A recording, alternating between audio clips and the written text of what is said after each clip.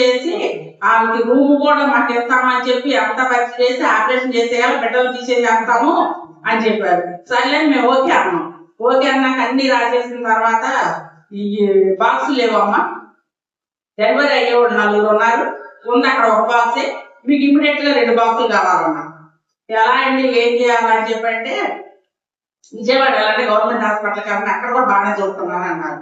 చూస్తున్నారంటే అప్పుడు ఇక నా కాళ్ళు చేతులు చల్లబడిపోయి బట్టలన్నీ తడిసిపోయి అసలు ఇంకా వణికిపోతున్నాను, ఏం చేయాల్సింది తెలియక. ఎక్కడ అవకాశం లేదు, చూస్తే ఆపరేషన్ చేయాలంటున్నారు. లోన 2 పిల్లలు ఉన్నారు, ఈ అమ్మాయి చూస్తేనేమో కడుపులో రెట్టి పడుతుందని చెప్పి వెంటనే బాబుకి ఫోన్ చేశాను. నాకు అసలు ఏం చేయాలి నాకు అట్లా.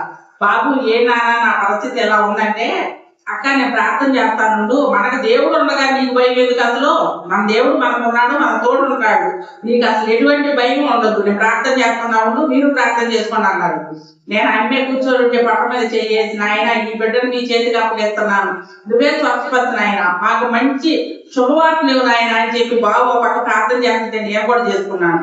చేసుకున్న తర్వాత రేపటికల్లా నువ్వు మంచి శుభవార్తను చెప్తావు అక్క, నువ్వు ఈ కన్నీటితో ఉండవు, ఈ బాధలో ఉండవు, దేవుడు నీకు మంచి శుభవార్తను ఇస్తాడు, నువ్వు టెన్షన్ పడకు అని చెప్పారు. నాకు ఆ మాట విన్న తర్వాత దేవుడు ఇచ్చిన వాగ్దానం అని నా మనసులో అనిపించి ఏంటో నాకు ఒక సంతోషం అనిపించింది. బాబు చెప్పినట్టు అనిపించలేదు నాకు, అసలు దేవుడే నాకు ఈ వాగ్దానం అనిపించాడని అనిపించి ఏం జరగదు మనకు వెళ్ళిపోతామంటే గవర్నమెంట్ హాస్పిటల్కి వెళ్తాము. అక్కడికి వెళ్ళి వెంటనే చేర్చుకొని ఇమీడియట్ ఈ అమ్మాయికి ఆపరేషన్ చేయాలి, బాక్సులు అన్ని ఖాళీగా ఉన్నాయి, 2 బాక్సులు కాబట్టి 5 బాక్సులు ఉన్నాయి, చేసేస్తామని అన్నారు. మీ ఇష్టం, నార్మల్ అయితే నార్మల్, చేయవలసి వస్తే చేసేసేయండి అన్నాం. అంటే ఆపరేషన్ చేస్తామని రూమ్ లోకి తీసుకెళ్ళి ఈ అమ్మాయికి ఏదో ఇంజక్షన్ చేశారు అక్కడ డెలివరీ అవ్వడానికి.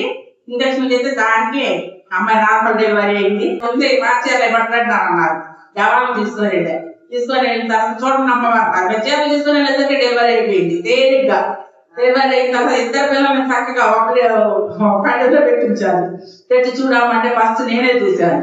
చూసిన తర్వాత పిల్లలు చేతుల నుండి పైకి కియ్యం ఆడుతున్నారు 2 కలిసి. అసలు బయట పట్టడం అవసరం 2 గైగా నడుస్తున్నారు. సరే సంతోషంగా ఉంది, బాగానే ఉందని చెప్పి వెంటనే బాబుకి ఫోన్ చేశాను. బాబు శుభవార్త అన్నాను. ఇవాళ 4 బాబు నువ్వు రేపు ఈ టయానికల్లా శుభవార్త చెబుతావు అక్క అన్న విషయం 24 గంటల గడవ క్రితం రేపు పొద్దున 5-6 చెప్పేసేసారు. అందరికీ చెప్పేసేసి 6 గంటల 24 గంటలు కూడా గడవలేదు. మంచి శుభవార్తను దేవుడు ఇచ్చాడు. సరిగా ఆ సంతోషంతో ఉన్నాం మేము.